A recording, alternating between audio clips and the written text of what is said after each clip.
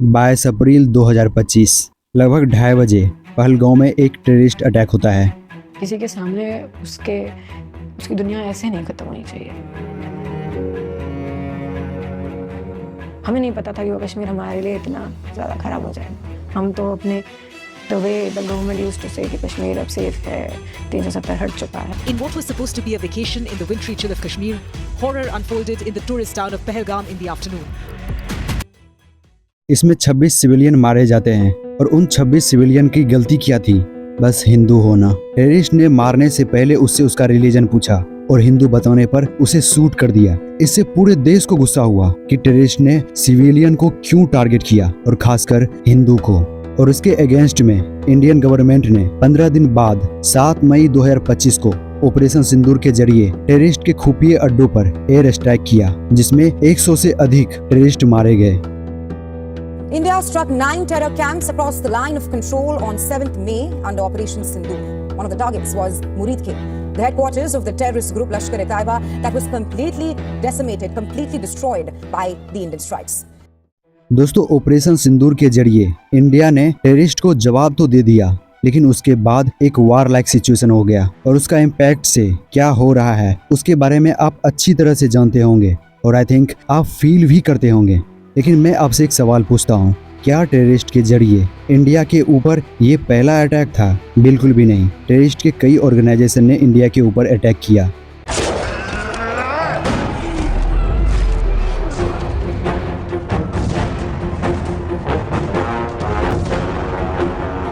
We suspect that it was a vehicle-bound attack. We are going to carry out a professional post-blast investigation.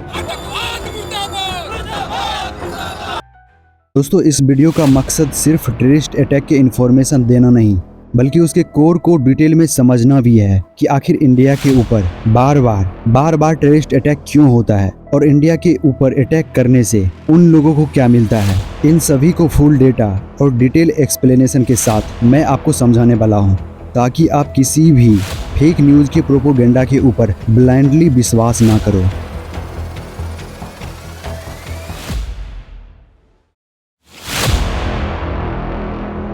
India और पाकिस्तान के debate को core को समझने के लिए हमें आज से 78 साल पीछे जाना होगा, जहां से इस डिबेट का जड़ का जन्म हुआ।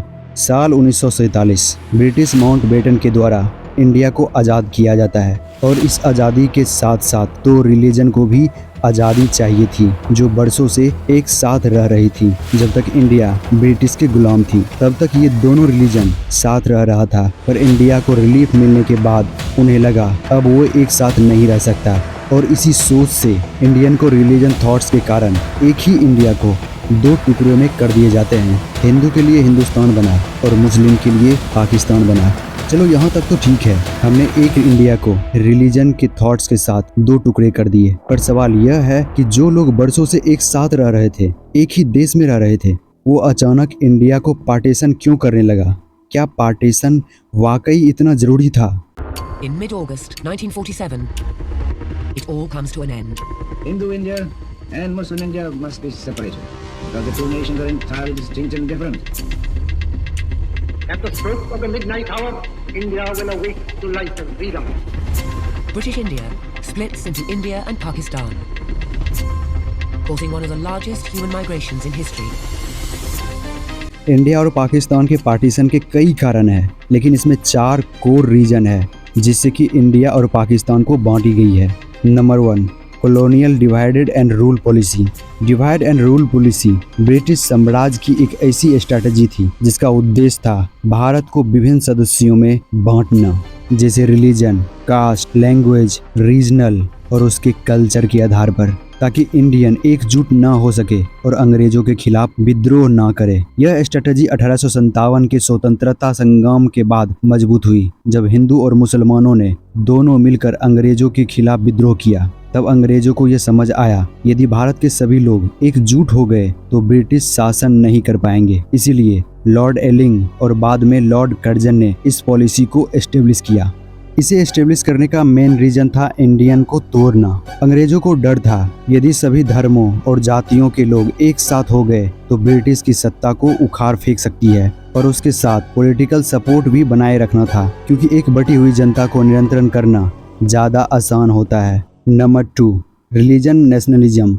रिलीजन नेशनलिज्म एक ऐसी भावना है जिसमें किसी विशेष भौगोलिक क्षेत्र के लोग अपनी अलग आइडेंटिटी, कल्चर, लैंग्वेज और रिलीजन को लेकर एकजुट होते हैं। यह भावना एक देश के अंदर डेवलप होती है जब किसी रिलीजन के लोग अपने क्षेत्र के हितों को राष्ट्र के हितों से ज्यादा महत्वपूर्ण देने लगते हैं, और यही थॉट्स पार्टीशन का कारण बना। जब लॉर्ड कर्जन ने बंगाल को 2 हिस्सों में बांटा, पश्चिम बंगाल जहां हिंदू मेजोरिटी थी, पूर्वी बंगाल जहां मुस्लिम मेजोरिटी थी, इसका विरोध हुआ और बंगाली आइडेंटिटी के नाम पर रीजनल नेशनलिज्म उभरा। वहीं सिख कम्युनिटी ने अपने रिलीजन के आधार पर ऑटोनॉमी की मांग की। पार्टीशन के बाद ये भावना और गहरी हो गई और देखते देखते ये पूरी तरह से फैल गया। साउथ इंडिया में हिंदी थोपने के खिलाफ तमिल रिलीजन नेशनलिज्म ग्रो हुआ। DMK ने इसे पॉलिटिकल सपोर्ट दिया। नागालैंड, मिजोरम, असम जैसे क्षेत्रों में लोकल लोगों ने अपने कल्चर के एथिक आइडेंटिटी के आधार पर ऑटोनॉमी और इंडिपेंडेंस की मांग की, जो कि पार्टीशन का कारण बना।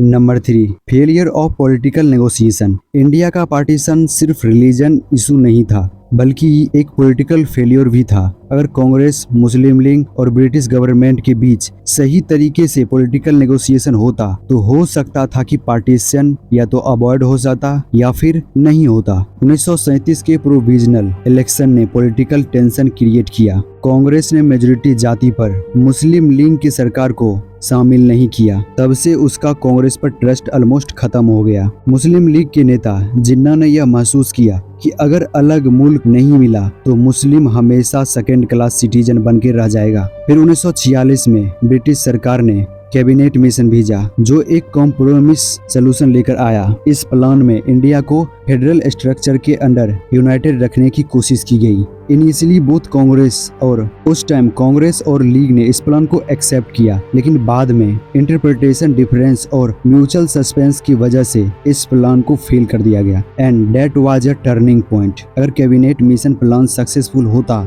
तो हो सकता था कि पार्टीशन ना हो। उसके बाद आई इंटरिम गवर्नमेंट, जिसमें कांग्रेस और मुस्लिम लीग के मिनिस्टर्स थे, लेकिन दोनों साइड में हर दिन कॉन्फ्लिक्ट होते रहता था। एक फंक्शनल गवर्नमेंट बनने के बजाय ये एक पॉलिटिकल ड्रामा बन गया, जहां हर पॉलिसी पर लड़ाई होती थी और ये क्लियर हो गया था the joint governance is impossible. और जब ब्रिटिश गवर्नमेंट ने यह देखा कि सिचुएशन बिल्कुल अनमैनेजेबल हो रही है, तो उन्होंने एग्जिट फास्ट ट्रैक कर दिया।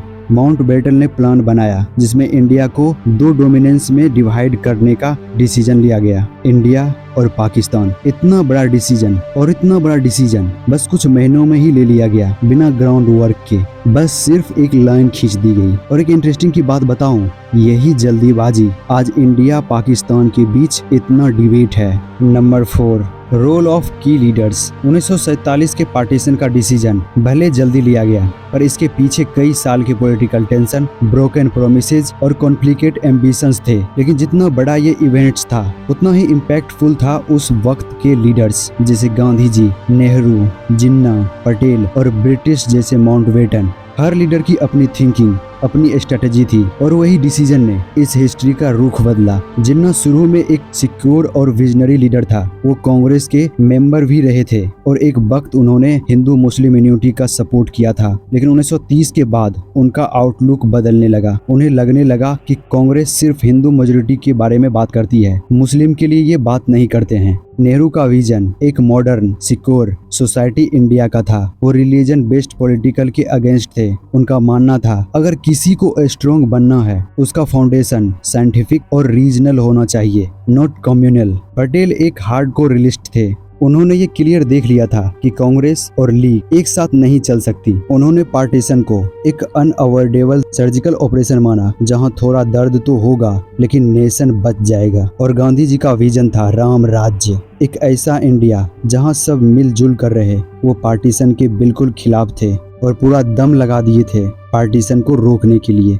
उन्होंने फास्टिंग की, अपील किया, हिंदू और मुस्लिम को भाई भाई बने रहने के लिए अपील किया। लेकिन जब पॉलिटिकल ग्राउंड पर कांग्रेस और लीग दोनों सेपरेट हो चुके थे, तो गांधी जी अकेले पड़ गए और ना चाहते हुए भी इंडिया पाकिस्तान को पार्टीशन करना पड़ा। दोस्तों, इंडिया और पाकिस्तान के डिबेट का कोर रीजन है पार्टीशन। इसी से पाकिस्तान के कई सीक्रेट एजेंसी बनी, जो पॉलिटिकल बना, जियोग्राफिकल टेंशन बना, जो आज इंडिया पाकिस्तान के डिबेट का कारण है। अब आपके मन में सवाल आ रहा होगा कि जब इंडिया मुस्लिम लीगेसी के लिए एक स्पेशल पाकिस्तान दे ही दिया तो फिर इंडिया के ऊपर terrorist attack and bar bar India को ही टारगेट करने की क्या जरूरत है? तो इसका जवाब अभी आपको पता चल जाएगा। देखो, इंडिया के ऊपर पाकिस्तान के द्वारा बार बार टेररिस्ट अटैक करना मेनली 3 रीजन से ही होती है। वहाँ की जियोपॉलिटिकल सिस्टम, वहाँ की सीक्रेट एजेंसी और डिजायर ऑफ जम्मू कश्मीर ऑक्यूपाइजेशन। यही 3 जरिए है जिसे पाकिस्तान बार बार इंडिया पर टेररिस्ट अटैक करता है। इन 3 रीजन को हम डिटेल में समझेंगे, लेकिन इस वीडियो में नहीं, क्योंकि इससे वीडियो लंबा हो जाएगा। तो आज के लिए इतना ही, मिलते हैं नेक्स्ट पार्ट में एक डिटेल एक्सप्लेनेशन के साथ।